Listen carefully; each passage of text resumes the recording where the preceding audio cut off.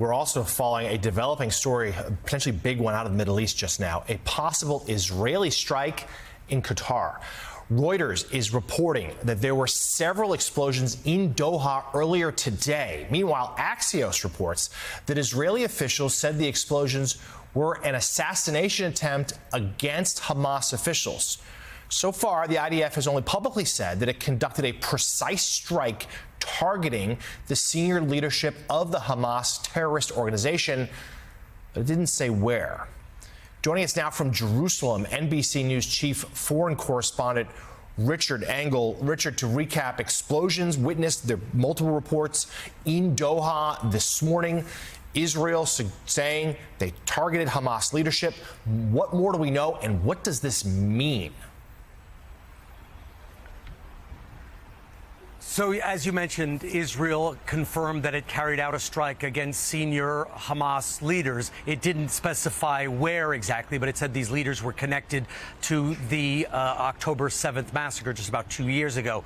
As if there was any doubt, and no one had any doubt who was responsible, the Qatari foreign ministry just issued a statement a short while ago, and it said that Qatar strongly condemns what it called the, quote, cowardly Israeli attack that targeted residential buildings that were housing several members of the political bureau of Hamas.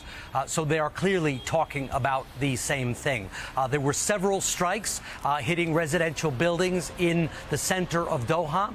They were described as precision strikes. We don't know exactly who may have been killed. There are several names that are circulating in the Arab media, several names circulating in Israeli media. I can list some of them for you. We don't know if these people lived or were killed, but these would be the top leaders of Hamas who are not in Gaza. Names like Khalil al-Hayya, who is the chief negotiator for Hamas, a person who was directly involved in discussing the Trump peace initiative. There are attempts underway to reach a ceasefire. After this strike by Israel, it seems very unlikely that those negotiations are going to continue in any way, shape, or form. Another name, Khalid Mishal, the head of Hamas affairs outside of the Gaza Strip and the West Bank, outside of what Hamas refers to as Palestine. Also a possible target, and Zahir al-Jabarin, who is head of Hamas in the West Bank. No confirmation if these three leaders were in fact there, were killed, but there have been high-level talks among Hamas leaders in Qatar right now discussing this President Trump's latest ceasefire initiative. So this would be a very significant development. Israel has targeted Hamas leaders outside in the region, but outside of Israel, West Bank, and Gaza before, but not in Qatar, and not like this. Yeah, so Richard, we had no word from the White House yet on this, though we know that in recent days, President Trump, a number of pretty bellicose statements on Truth Social telling Hamas time's running out. I'm paraphrasing, this a deal needs to get done or there'll be repercussions. One wonders if this was what he meant. But what is this, to your last point there? We know that Israel at times has struck in other nations, its neighbors. Certainly Prime Minister Netanyahu has escalated a lot of aggressive military tactics in recent months. What will be the reaction from the region? Israel, not that long ago, trying to normalize relations with its neighbors. What's the reaction going to be from its region if due to this strike across territorial lines in the sovereign state in Doha?